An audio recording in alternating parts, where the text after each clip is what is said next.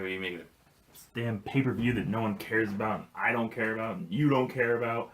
But I want to do all the prediction videos for each pay-per-view, and despite the fact that this is basically a bad episode of Raw that has its card released beforehand, let's go and do the predictions for Payback. Why not? Enzo and Big Cass versus Luke Gallows and Carl Anderson. Gallows and Carl Anderson are probably going to win that. Austin Aries versus Neville for the Cruiserweight Championship. Neville's probably going to win that. I would be shocked if they ended his reign this soon.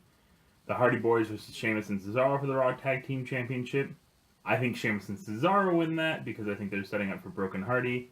Seth Rollins versus Samoa Joe.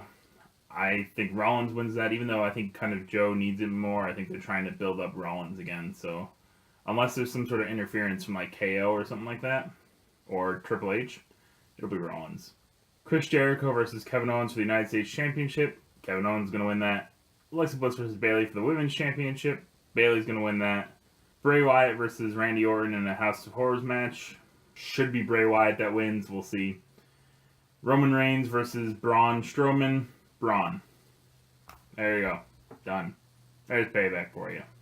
You know, part of the problem here with WWE Payback 2017 or whatever the hell they're going to call it, I'm surprised they don't have like a nice little tagline to it like Money in the Bank. I don't know. Something stupid. They always do something stupid for a tagline. Anywho, the problem with this is the Superstar Shakeup. The Superstar Shakeup coming right after WrestleMania, it just, like, it destroyed all these storylines. Like, some of these matches are things that I was looking forward to, and then the Superstar Shakeup kind of makes it, like, obvious which way they're going to go, or it removes the stakes, like in Bray Wyatt versus Randy Orton, no stakes anymore. It would have been, just picture this, alright? Imagine if the Superstar Shakeup was announced before WrestleMania. Imagine if some of the moves were already announced before WrestleMania. And at WrestleMania, like, whoever won the Randy Orton versus Bray Wyatt match was staying on SmackDown, and the other one was going to Raw. Imagine if that was the case with the United States Championship. Imagine if that was the case with, you know, half of those matches. Not all of them, right? You could have had a ladder match for a Raw contract between AJ Styles and Shane McMahon.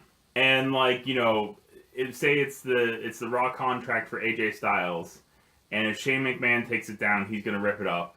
And if AJ Styles gets it, he's going to Raw because he's just tired of dealing with Shane.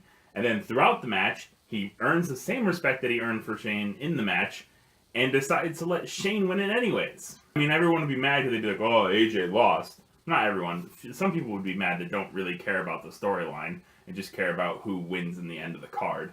But that would have been a far more interesting story. It would have been an immediate face turn instead of this kind of slow face turn we're getting with AJ. But enough about SmackDown, the far better show. Payback's awful. I'm not interested in any of these. Where's Brock? Where the hell is Brock? I know that he usually leaves after WrestleMania for a 6-month sabbatical where he finds himself by shooting deer. He is the Universal Champion. The Universal Champion should be at every pay-per-view of his brand. He doesn't have UFC anymore. He gets paid a ton of money. He should be at the show.